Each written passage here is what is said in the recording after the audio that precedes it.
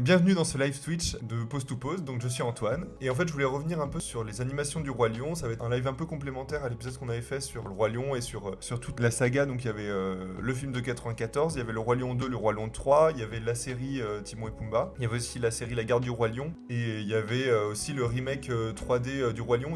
On a parlé de la comédie musicale, mais là évidemment, vu qu'on va analyser les animations, on va pas en parler. C'est des choses qui sont difficiles à expliquer sur soit des posts Instagram, et par rapport à des commentaires qu'on avait eu sous les vidéos, et qui était vraiment intéressant, et d'expliquer un peu pourquoi des choix d'animation ont été faits comme ça. Et peut-être qu'il y a des animateurs, animatrices dans le chat, mais vous allez peut-être moins apprendre de choses, hein, parce que c'est un peu la base, on va dire. Des gens qui sont intéressés ou quoi par l'animation, ça peut être intéressant. Donc je voulais voir ça avec vous. Voilà. Donc, j'ai sélectionné quelques scènes. C'est une scène toute simple en fait, donc qui a été animée par Andreas Deja, qui est un animateur à Disney d'origine polonaise. Et il a fait pas mal d'animations assez cool du Roi Lion. Ça, c'est la version finale.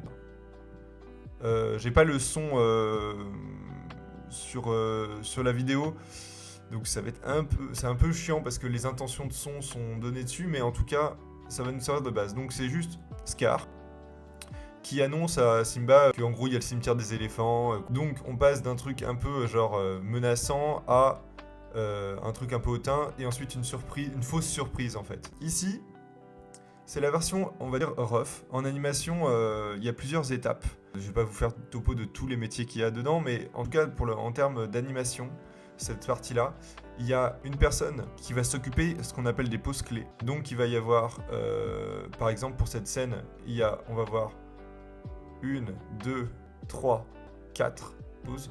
Donc 4 pauses clés. En fait, c'est les pauses qui sont très importantes pour expliquer les différentes étapes du mouvement, en fait, des images clés. Et du coup, ensuite, ce qui va être fait entre ces images, c'est ce qu'on appelle donc du coup des intervalles.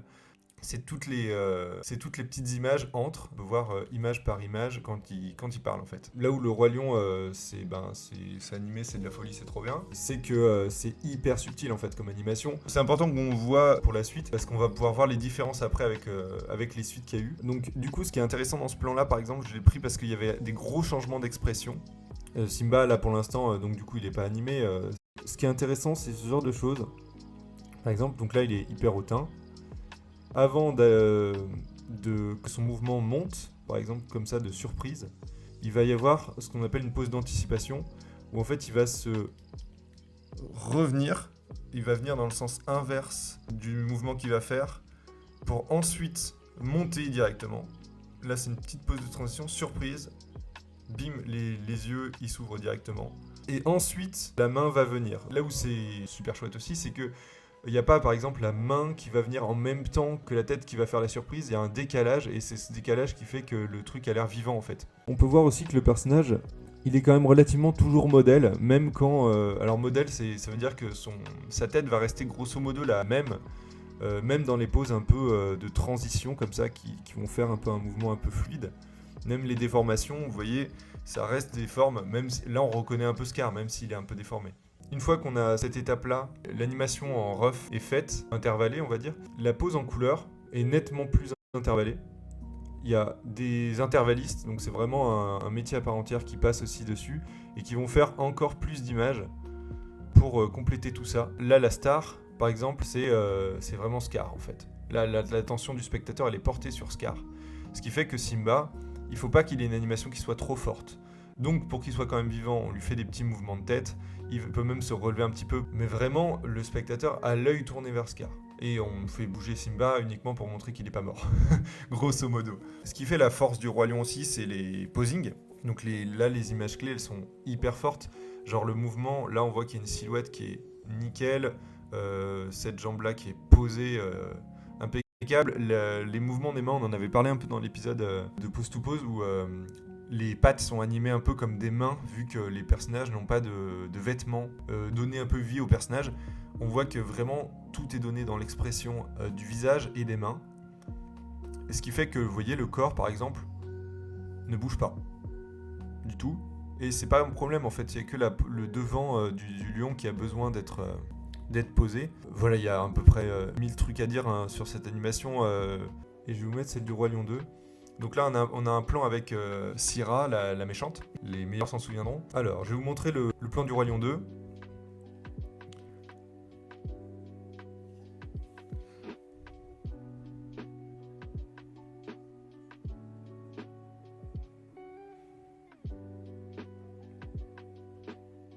C'est le début du film à peu près, donc on a déjà vu Syrah mais une fois. On sent tout de suite la personnalité du personnage. Et aussi on voit aussi la différence aussi par rapport au premier film. Si je vous montre un plan du premier film qui est grosso modo même dans la même scène à peu près que l'autre plan que je vous ai montré.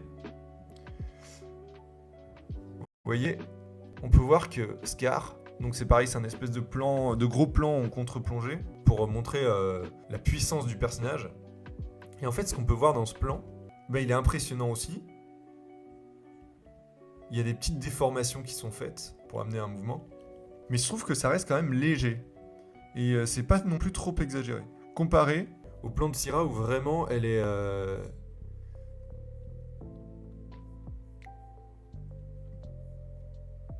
Là, elle fait Open you with open armed. Et en fait, toute l'attention est donnée là-dessus. On voit donc pareil, il y a des images clés comme ça, celle-là.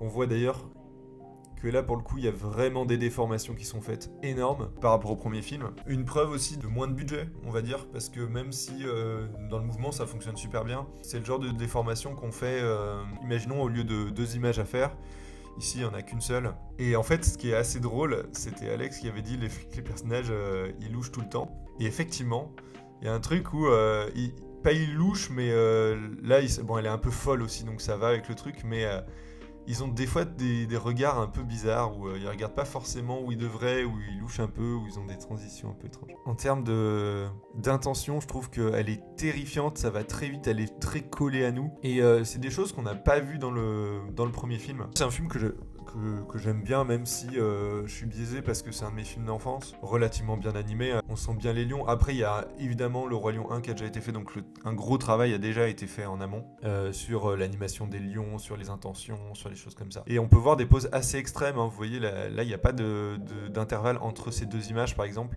ce qui fait que dans l'animation, il y a un côté un peu imprévisible, on va dire. Là. Et en fait, ça accentue un petit truc que l'actrice a donné with open arm, et ensuite elle fait un petit OK. Dans la voix, elle a pas pu le laisser échapper, et donc du coup l'animateur ou l'animatrice s'en est servi en fait pour accentuer encore plus le personnage. Mais voilà, on passe de grosses contre-plongées à des gros plans un peu comme ça. Elle a un corps du coup qui est un peu drôle vu comme ça des fois, enfin bref. Je trouve assez fun ce plan-là. Ça reste de la très bonne animation, même si c'est moins subtil que ce qu'on a pu avoir dans le Roi Lion 1. Et des dessins pas toujours très jolis, j'ai envie de dire, mais je chipote, mais pour comparer au premier film en fait. Le Roi Lion 3, il est très particulier comme film parce que le truc du film, c'est on revoit le premier film, mais des yeux de Timon et Pumba. Ce qui fait que c'est fait pour amener de l'humour, redécouvrir un peu le premier film. Certains diront que c'est la pire idée du monde, d'autres seront contents de voir un film qui est pas trop prise de tête. Le résultat est quand même un peu en demi-teinte pour moi, mais ce qui m'a surpris, c'est que du coup, il y a moins de budget que dans le premier film, évidemment. Peut-être encore moins que dans le deuxième. Et pourtant, vu que ça reprend des scènes du premier film, il faut que l'animation, elle soit au taquet aussi. Enfin, il faut qu'elle soit au niveau, sinon ça va être bizarre. Et en fait, la scène des escargots, que vous voyez là, en fait, je la trouve hyper intéressante parce que c'est c'est quelque chose de très cartoon. Et pourtant l'animation, vous voyez, elle est pas non plus déformée de ouf. Un plan comme ça, de dégommage d'escargot en plein milieu du film, tu t'attends à ce que il aspire, il y a une pose extrême, et ensuite, il y a une force comme ça où il ingurgite. Et là, vous voyez, ça reste plutôt sage, en fait. On a des poses un peu comme ça, là, qui sont intéressantes. Mais en fait, en 2 images, c'est fini. Il ingurgite. Il y a des déformations, évidemment, parce que là il faut que ça aille vite. Et il y a des petites subtilités, vous voyez, genre le clignement d'œil, cet œil toujours fermé, qui s'ouvre un peu avec du retard. Du coup, dans l'animation, ça lui fait un air un peu idiot. Et c'est hyper subtil, vous voyez, mais ça permet d'accentuer ça. On pourrait s'attendre à ce que vraiment ça aille dans le cartoon ou quoi, mais ça reste dans la direction qu'a pris le Roi Lion dans ses films de quand même plutôt réaliste au niveau du mouvement. Alors, je dis ça, c'est une des scènes les plus cartoon du film, donc c'est pour ça que je l'ai prise. Et ça reste très cartoon, hein, je veux dire, mais c'est pas un Tex Avery non plus. Et on va voir que la série Timon et Pumba, dans le cartoon, ils y sont allés. Alors ils avaient encore moins de budget évidemment, parce que c'est une série et voilà. Et ça a été sous-traité, mais pour là, par exemple, c'est assez fou quoi. Genre, il les gobe, ok. Ça va quoi. Genre, pas trop de déformation. Et là, il y a toujours ce petit mouvement de deuil, vous voyez, qui palpite. Donc là, c'est vraiment les mêmes images qui sont réutilisées pour montrer qu'il est un peu stun, complètement bloqué dans son truc. Ensuite, la bouche qui va bouger, après les yeux. Et ensuite, vous voyez, ce qui est assez drôle, c'est qu'est-ce qui bouge. On dirait presque que c'est son buste qui l'amène vers la coquille. Et en fait, c'est assez drôle. Genre, pouf, directement, la tête reste au même endroit. Elle arrive avec du retard. Ensuite, il bouge. Pouf, il aspire. Là, il y a quelques images parce que c'est l'action qui est importante. Donc, c'est l'aspiration, c'est un peu plus long. Après, il les enchaîne, évidemment. Vous voyez, hop, le buste. Et en fait, ça se voit pas parce qu'en 3 images, le mouvement, il est fait. Donc, ça va aussi un peu vite.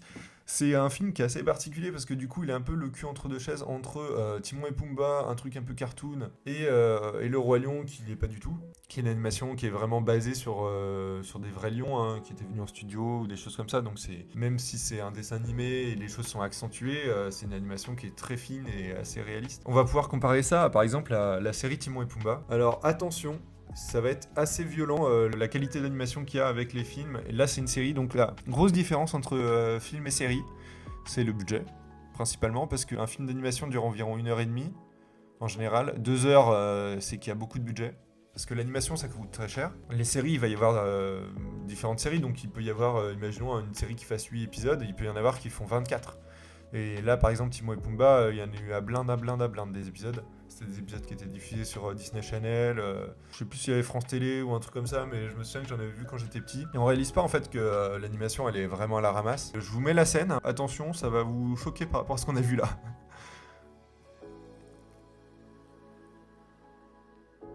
Déjà des plans jamais vus. Là, Timon est à poil, sans poil. Il se rhabille. Déjà, cette vision hante mes cauchemars, hein, je pense qu'il n'y a pas plus terrifiant que ce Timon. C'est hyper saccadé en fait. Saccadé, pas dans le sens où il y a des images qui pètent, qui sont mal placées. Il y a une économie de dessin qui est assez folle. Le fait qu'il y ait des images un peu en demi-teinte, floues comme ça, je pense que c'est ma captation, hein, je suis pas sûr. Déjà, ce qu'on peut noter, c'est que cette bouche, je pense que tu peux pas mettre moins de détails que ça. Genre, c'est un rose et il y a une vieille langue qui est là, mais. Imaginons tu fais un plan rapproché sur cette langue, je suis pas sûr que les gens sachent vraiment ce que c'est. C'est des bouches qu'on n'a jamais vues de Timon, je pense, des trucs qui sont très extrêmes comme ça. Alors je peux me tromper, je pense que dans des moments où il crie effectivement, mais là il baille juste un petit peu, c'est quand même déjà assez extrême. Et donc là ce qui est intéressant c'est le moment où il va commencer à ouvrir un demi-œil, il l'ouvre un peu plus, il sourit en même temps, il ouvre son œil, il y a toujours un seul œil d'ouvert, et attention, il va être choqué, là il voit Pumba. Donc ça, c'est un plan inutile de dire que inconnu au bataillon dans toute la saga Le Roi Lion. Hein, je pense que masterclass du posing. Dans la série, je veux dire, ça fonctionne, c'est pour les enfants et c'est super drôle, mais c'est hyper moche. Je pense que c'est aussi ce qui est un peu drôle, c'est que vraiment, c'est un plan, on sait pas ce que c'est, quoi. Heureusement qu'il y a eu Pumba juste avant. On va voir Timon ultra choqué. Franchement, faut faire un sondage, t'envoies ça aux gens et ils doivent deviner ce que c'est, ce plan de Pumba. Mais oui. Et alors après, c'est une série qui a été vraiment sous-traitée en Asie, etc. Donc très peu de budget. Il faut savoir que beaucoup de séries sont sous-traitées en Asie parce que c'est moins cher. Et les gens sont payés au dessin en fait. Et ce qui fait que eux, ils font les dessins à la chaîne, quoi. Eux, ils sont pas là pour faire du beau dessin animé ou quoi. En fait, ils font ça pour vivre. Donc je trouve ça assez bâtard de plutôt des studios qui ont de l'argent, de sous-traiter l'animation là-bas quand ils peuvent pas les payer un peu plus, ou ta série elle est un peu moins bien si tu sous-traites tout en Asie, mais après faut pas se plaindre de la qualité, c'est toi qui l'as choisi, tu vois, donc là c'est la production ou quoi, donc Après, forcément, tu as toujours une partie qui est en France ou aux États-Unis qui gère un peu le projet, qui derrière essaie de rattraper un peu la chose, ou voilà, mais c'est pas la même qualité, quoi. Donc là, vous voyez, il va vers ce que je vous ai dit, il se renfrogne pour ensuite exploser. Donc là, ses yeux sont d'une taille abyssale, hein. Et on voit donc, comme le clignement d'œil de tout à l'heure qui popait comme ça, là c'est pareil, c'est vraiment les mêmes images qui pop. Là c'est vraiment les deux mêmes dessins. Et ensuite, préparez-vous, hein, putain, image par image, c'est terrifiant. On a cette image incroyable de Timon qui sort de la peau. Genre on dirait, je sais pas, un mix entre Timon, Voldemort, un fœtus, enfin je sais pas ce que c'est, mais... et là, voilà, donc évidemment il n'a pas de tub, hein, mais heureusement. Et voilà, il reste que la peau. Ça c'est un plan assez unique, je pense, dans l'animation du Roi Lion, hein. Et vous voyez même la pauvreté un peu de cette peau qui tombe. En fait, on a l'impression qu'il y avait cette pose-là. Au début, il y avait cette pose-là. Et qu'en fait, la transition a été faite vraiment en mode dessin par dessin. Bon. Ouais, c'est ça. Normalement, il y a une peau comme ça. Presque elle devrait faire... Elle se dégonfle, en fait, un peu, ou un truc comme ça. Là, elle s'affaisse un peu. Ce qui montre qu'il n'y a pas une très grande réflexion de l'animation. Et la série aussi, ce qu'il faut savoir, c'est qu'évidemment, il y a des quotas à rendre par jour ou quoi. Et donc, il faut aussi aller vite et aller efficace. Donc, normalement, personne ne regarde une série image par image, à part moi qui suis dingo. Mais en fait, c'est pour vous expliquer aussi ma vision qui est biaisée par rapport à mon métier ou quoi. C'est moi, je regarde plus un film d'animation normalement. Je le regarde, je le décortique en fait directement quand je le vois. Sauf si le film me transporte. Mais par exemple, moi je vois ça, je me dis ok, là il y a les deux mêmes images, ensuite ah putain il a réutilisé les trucs, là c'est un plan fixe, là ça a dû être hyper cartoon, j'ai 20 000 des informations qui me viennent en tête. Là ce qui est fou c'est par exemple, pour comparer au Roi Lion 3, et ben là c'est vraiment une série centralisée sur Timon et Pumba, mais par contre c'est une série, moins de budget, une série pour enfants ou quoi, donc là vas-y on y va à fond, c'est une série cartoon quoi. Donc vous voyez la bouche de Pumba, attention, il se tourne, le bas de sa bouche qui est plus lourd, suit ensuite, mais il a du retard par rapport au mouvement général. Il y a la truffe et ensuite le bas de la bouche. Donc il y a plein de petites choses comme ça. Voilà. Celle-là, elle est encore pire. Et hop, ça se ramène. Et dans l'animation, ça se voit pas, justement. Ça accompagne le mouvement et c'est assez efficace, en fait. Sans trop de dessin, d'arriver à que ça soit compréhensible. Donc toujours ce... Evil Timon, on va l'appeler, hein, je sais pas... C'est terrifiant, mais il peut y avoir voilà, des choses comme ça où on ajoute des images. Il peut y avoir des fois plusieurs mains, plusieurs têtes pour accompagner le mouvement d'un personnage. Donc par exemple là, clairement, quadruple main plus des petites airlines, des petites images de mouvement pour arriver à prendre le truc. Et je vous remets le moment où il s'habille, hein. C'est magistral aussi. Bon, il le remet comme un pantalon. Alors là, il y a des petits mouvements d'orteils qui font plaisir. Voilà, bon, c'est pas incroyable, mais ça fait le taf. Et vous voyez que de cette pose à cette pose, il n'y a pas d'intervalle, hein, pas d'image entre. Plusieurs bras, ça permet d'économiser le nombre de dessins. Ouais, tout à fait. En fait, c'est clairement ça. En fait, ça permet de faire un mouvement, de lier un mouvement entre deux images et sans que tu aies à faire plusieurs dessins. Moi, je l'utilisais beaucoup pour une série qui s'appelle Glitch Tech sur Netflix. Au lieu que il soit sur cette jambe d'appui et il est en train de mettre ça, ensuite... Vous voyez, directement, il est sur l'autre jambe d'appui, et cette jambe-là est levée. En vrai, dans la réalité, c'est évidemment pas possible. Donc, moi, ce que j'aurais fait, c'est plus... Je l'aurais ramené vers le haut pour ensuite... Une petite image ou deux vers le haut pour ensuite la ramener là. Une fois que cette jambe, elle est ancrée, pouvoir permettre une montée de cette jambe. Et en fait, là, ça n'a pas du tout été fait parce que, on s'en fiche. Et c'est pas de la très bonne animation non plus. Vous voyez, là, c'est pareil, hein. Cette jambe à cette jambe, pam pam, il n'y a pas de transition. Et dans l'animation, vu que ça passe très vite et que c'est une série cartoon, ça pète de partout. Donc c'est un truc qu'on s'en rend pas compte, paf, paf, c'est pas grave. Et ça claque en fait. Et à la limite, pourquoi pas. J'étais peut-être un peu plus long, mais je trouvais qu'il y avait beaucoup de choses à dire dessus. C'est assez particulier. Et on va voir quelque chose d'encore plus particulier qui change énormément par rapport au reste. Ça va être la série La Garde du Roi Lion. Vous trouvez pas qu'il y a un truc qui est changé ou quoi ? C'est pas le même procédé d'animation en fait. Là, on est sur ce qu'on va appeler de la puppet. donc du pantin, de la marionnette. Ça c'est fait sur un logiciel qui s'appelle Toonboom Harmony. Moi j'utilise au boulot, donc je reconnais vraiment le style. Et en fait, par rapport à de l'animation 2D traditionnelle, ça va être des marionnettes qui sont déjà faites, et il va y avoir le museau qui est dans un élément, la bouche qui est dans un autre élément, un œil qui est dans un élément, un autre œil dans un autre élément, les pupilles aussi qui sont séparées. Et en fait, on va pouvoir déplacer les éléments et les squeezer, les transformer un petit peu pour apporter un peu de vie et montrer que c'est pas non plus, que c'est pas trop rigide, parce que le problème de cette animation là, c'est que ça peut être très rigide. Là, ça reste assez fluide. Il y a quand même un truc un peu étrange, un peu bizarre qui se passe. C'est quand même bien foutu parce que Disney, dans ces séries-là, ils ont un peu un savoir-faire. On va voir que ça marche pas tout le temps, hein. Il y a des trucs, c'est trop drôle. Je pense pas que ça vienne de ma captation, ça. Il y a un petit bug de texture. Ça peut arriver dans les pantins où on vérifie, mais là par exemple, on voit que la paupière inférieure, elle est venue sur l'œil. Des petites choses sont trouvées en mode le visage va tourner un petit peu, des choses comme ça. C'est pas le plus important. Moi, ce que je voulais voir avec vous, c'est la mort de Simba. En fait, c'est un plan qui a été vraiment repris des films, avec la mort de Mufasa. Donc là, vous voyez, il y a ces mêmes plans, et là, il tombe, mais sauf que là, c'est à chier. C'est vraiment à chier. Pourquoi c'est à chier? Déjà, je vais vous montrer la mort de Mufasa. Ça va réveiller des traumatismes, hein, potentiellement, pour certains d'entre vous. Donc là, déjà, il y a une tension énorme, hein.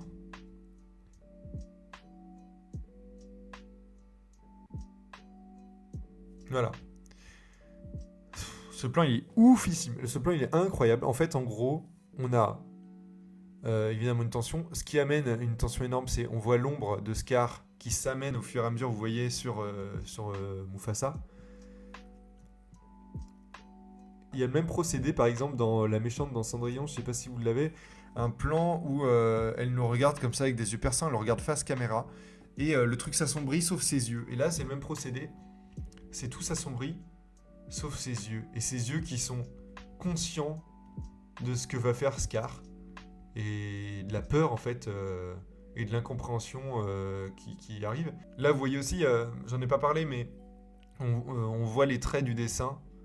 Donc c'est un trait de crayon et qui apporte aussi beaucoup de vie en fait et de texture, et c'est pas un trait lisse d'ordinateur.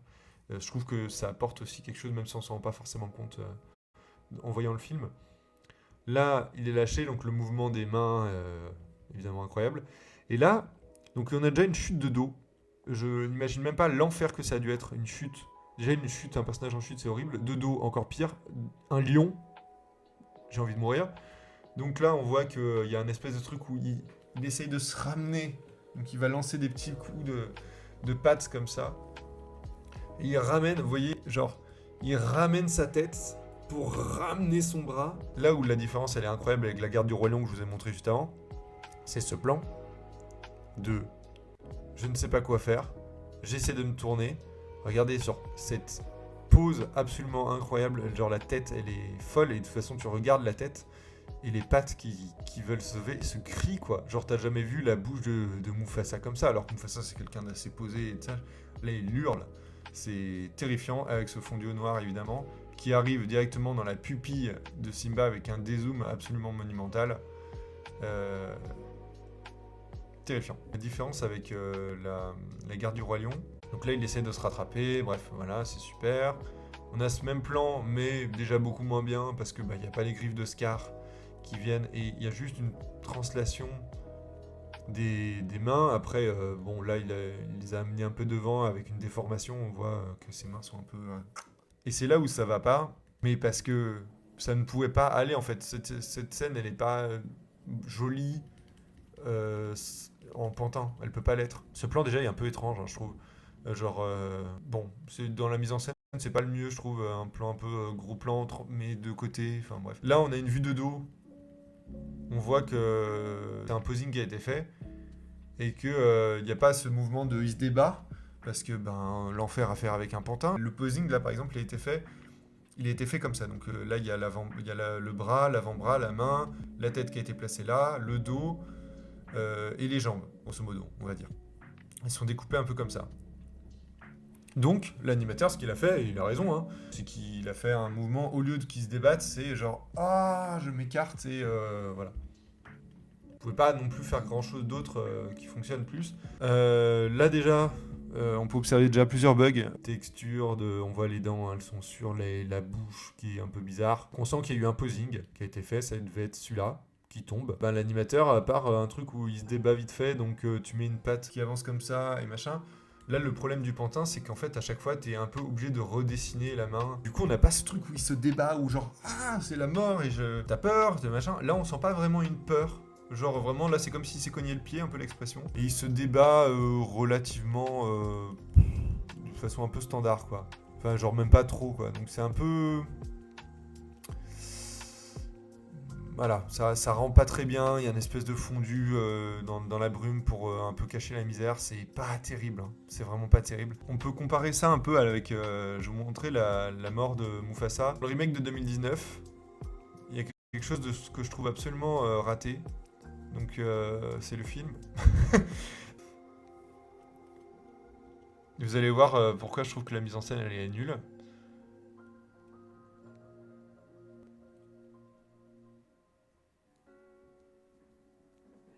Je sais pas si vous avez noté, il y a une différence qui est assez majeure. Déjà, la violence des griffes de Scar dans Mufasa apportée parce que les personnages n'ont pas de vie, grosso modo, hein, je pense. Et puis ça grippe, vous voyez, ça grippe, mais en même temps, ça a pas l'air de faire trop mal en fait. Je sais pas, à part le coup qui est vraiment méchant, bon, elle s'enfonce pas non plus dans la peau. Lui, il a une réaction de il a mal, mais vu que les expressions sont documentaires, on va dire, elles sont très très réalistes, ben ça manque d'un truc un peu exagéré. Là, il le regarde. Mais il le regarde pas avec un regard un peu. Ah. Il le regarde avec son regard de lion normal, quoi. Là, il lui fout une mandale. Elle est gratos. Alors que l'autre, dans le dessin animé, ce qui est ouf, c'est que tu vois que les griffes sont plantées et qu'il les relâche, en fait. Là, du coup, il y a aussi beaucoup de violence dans ce coup, mais finalement qui fait un peu mou. Et ce qui fait encore plus mou, c'est ça. Cette chute. Oh, je tombe. Oh non.